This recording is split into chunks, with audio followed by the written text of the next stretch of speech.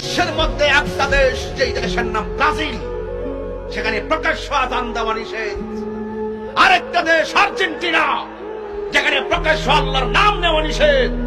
ওই দেশ যেখানে আল্লাহর নাম নেওয়া হয় না, সেই দেশের সাপোর্ট নিয়ে বাংলাদেশের লাল সবুজের সোনার বাংলাদেশে ওই দেশের পতাকা মানাই না।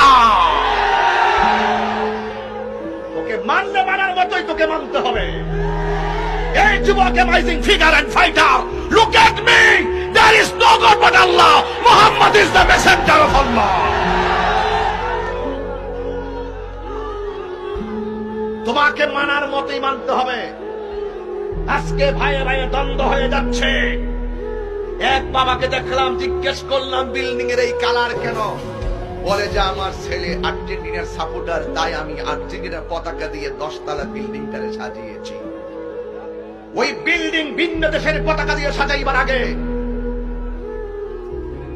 সন্তানকে ব্যাংকের টাকার মালিক বানাইবার আগে সন্তানকে কুরআন সুন্নাহর আলোকে আলোকিত করতে হবে। কথা বলেন ঠিক কিনা বলেন? এই কথাগুলো যখন আমি বলি, এক শ্রেণীর লোক বলে যে আমি নাকি স্বাধীনতায় আঘাত করি। যেই স্বাধীনতাই স্বাধীনতা নয়, ওই স্বাধীনতা বাংলার জমিনে দরকার নয়। স্বাধীনতা লাগবে লাল সবুজের পতাকা ওড়াও। কথা বলুন ঠিক কিনা বলুন? আমি দেখতে পাচ্ছি গরু জবাই করা হয়, কখনো কখনো সেটাও শোনা যায়। দল সাপোর্ট নিয়ে খুন পর্যন্ত হয়ে যাচ্ছে, গুম পর্যন্ত হয়ে যাচ্ছে।